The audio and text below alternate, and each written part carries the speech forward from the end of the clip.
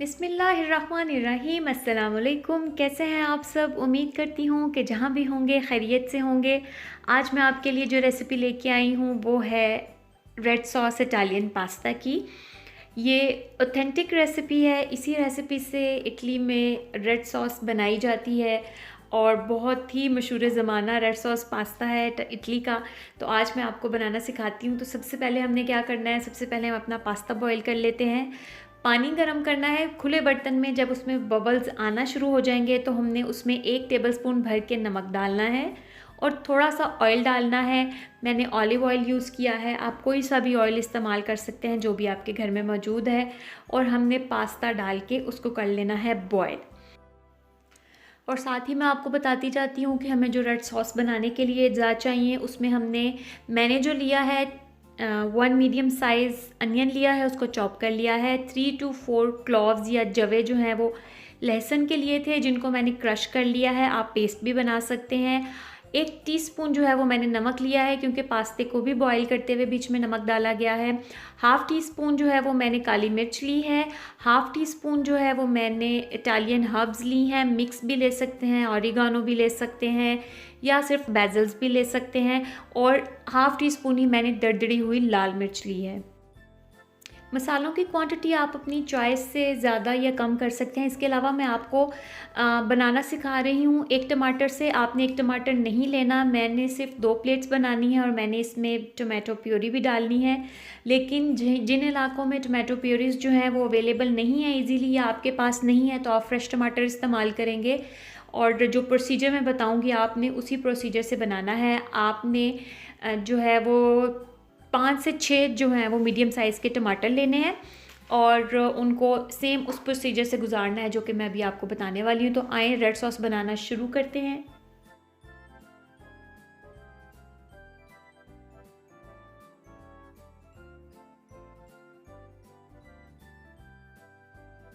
एक पैन में हमने पानी गर्म कर लेना है और जब उसमें से बबल्स निकलना शुरू हो जाएं तो उसमें हमने टमाटर डाल देने हैं, ठीक है।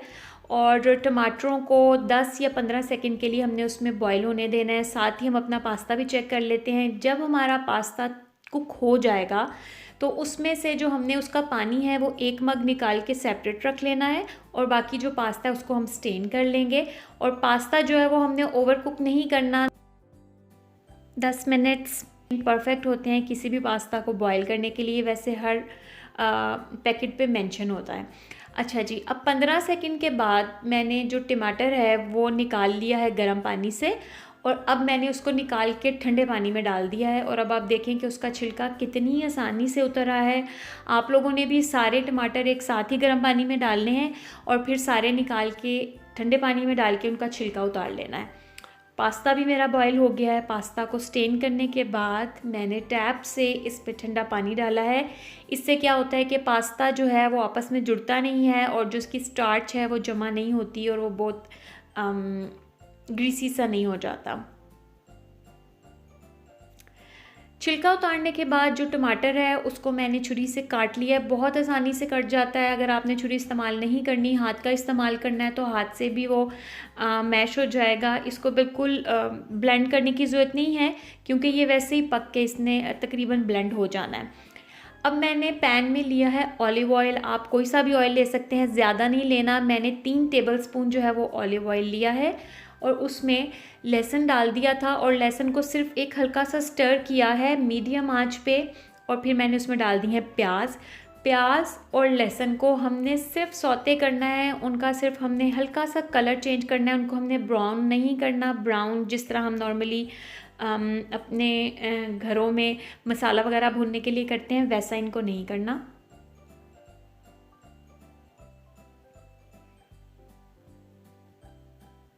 और जैसे ही इनका कलर हल्का सा चेंज होगा, हल्के से ये ट्रांसपेरेंट तकरीबन होना शुरू हो जाएंगे, तो इसमें टमाटर डाल देने हैं और इसको मिक्स करना है। आप हल्का हल्का अगर चम्मच से उसको ऐसे दबाएंगे भी तो भी टमाटर बड़ी जल्दी मिक्स हो जाता है। और जो हमारे देसी टमाटर हैं वो वैसे ही बहुत जल्दी घुल जाते हैं और उनमें पानी भी काफ़ी ज़्यादा होता है, तो जो पेस्ट है, जो रेड सॉस है हमारी, वो बहुत जूसी बनती है देसी टमाटरों के साथ।